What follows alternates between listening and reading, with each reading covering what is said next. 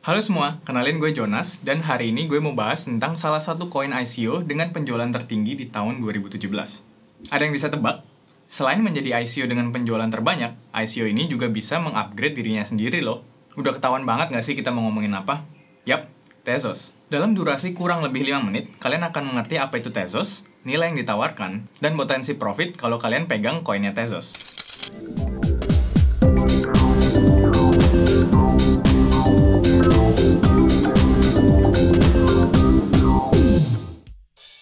Buat yang belum tahu, Tezos adalah proyek cryptocurrency yang berbasis teknologi blockchain dan smart contract untuk membuat decentralized application.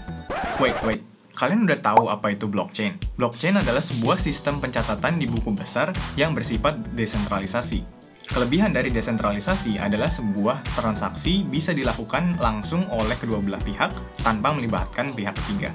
Nah, tujuan dibuatnya aplikasi Tezos itu adalah untuk memperbaiki kekurangan yang ada di Bitcoin dan Ethereum. Emangnya kekurangan Bitcoin dan Ethereum itu apa ya? Salah satunya adalah masalah hard fork. Hard fork bisa terjadi karena adanya perbedaan pendapat di dalam komunitas tersebut yang terpecah belah menjadi dua. Karena inilah terjadi dua buah blockchain yang terpisah. Kalau diibaratkan seperti pemakan bubur diaduk dan pemakar bubur tidak diaduk. Jadinya tergantung kamu itu lebih nyaman ke pendapat yang mana. Contoh koin yang mengalami hard fork adalah Bitcoin dan Bitcoin Cash.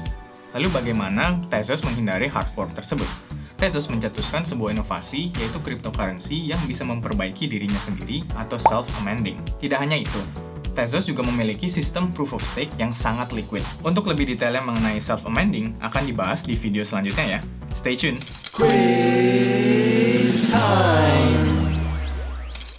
Quiz time! Kenapa hard fork bisa terjadi?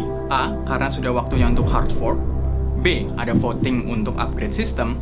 C. Bitcoin halving sedang terjadi.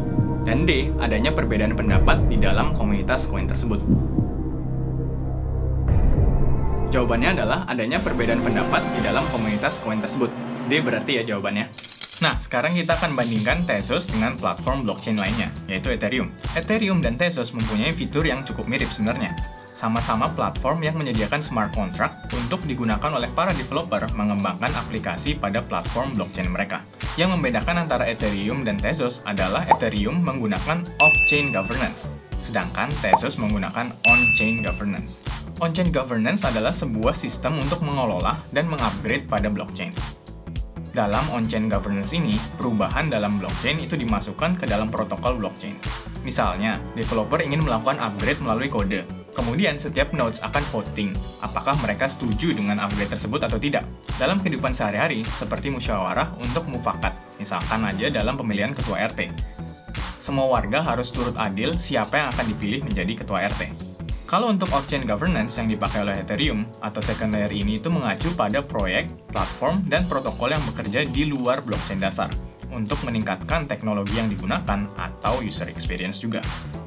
Transaksi yang terjadi pada off-chain ini tidak dicatat dalam blockchain, yaitu di luar jaringan blockchain dasar. Tapi keunggulan dari off-chain ini itu adalah biayanya itu sangat murah. Contoh gampangnya adalah ada dua belah pihak untuk menyetujui hutang di antara mereka tanpa dicatat di dalam jaringan blockchain. Jika mereka setuju bahwa A berhutang 1 Bitcoin kepada B, perjanjian antara A dan B adalah transaksi yang tetap berlaku berdasarkan fakta bahwa A dan B itu saling percaya. Lalu dari segi bahasa pemrogramannya, Tezos menggunakan Michelson, sedangkan Ethereum pakai Solidity dan juga Vyper. Ada alasan khusus nggak sih kenapa kok Tezos ini memakai Michelson? Michelson adalah bahasa fungsional yang menggabungkan semua langkah menjadi fungsi tunggal, yang bikin penalaran matematis jadi lebih mudah. Hal ini kritikal untuk formal verification, yang digunakan untuk menghindari adanya kesalahan dan dapat meningkatkan keamanan. Nah, sekarang kalian udah tahu kan apa itu Tezos dan perbedaannya dengan Ethereum. Selain menggunakan blockchain Tezos untuk membuat smart contract, kamu juga bisa beli koin Tezos sebagai aset digital yang harganya cukup menjanjikan. Quiz time! It's quiz time! Apa perbedaan dari Tezos dan Ethereum? A. Tezos menggunakan Michelson sebagai bahasa pemrogramannya. B. Tezos menggunakan on-chain governance. C. Ethereum pernah mengalami hard fork.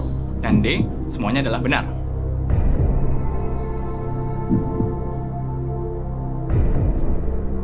Jawabannya adalah semuanya benar. Oke, sekian dulu video dari gue. Di video selanjutnya, gue akan bahas mengenai cara investasi baru melalui staking. Apaan itu? Penasaran kan? Jangan sampai ketinggalan, buruan subscribe, like, terus share video ini ya. Bye!